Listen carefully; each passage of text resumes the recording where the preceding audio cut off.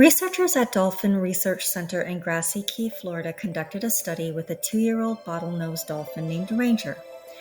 Ranger had been found and rescued the previous year, dehydrated and malnourished, swimming next to his deceased mother near Rockport, Texas.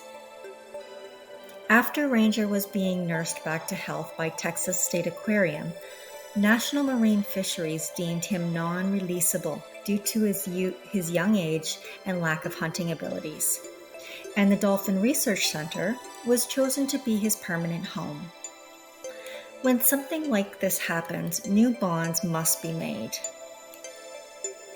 While I was vacationing in Florida, I met a lady who worked for the Dolphin Research Center in Marathon, Florida, and she told me the most amazing story about how she got involved.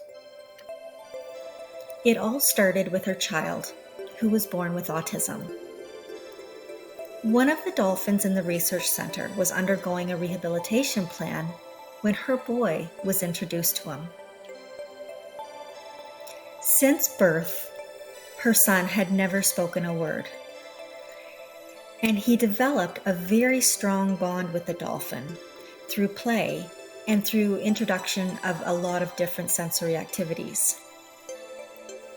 Dolphins are highly intelligent social creatures, so the boy and the dolphin became very close after repeated exposure, and having the boy do some of the activities that a normal trainer would do. After repeated visits and socializing with the boy, he speaks his first word, and it's the name of the dolphin. That's an inspirational story.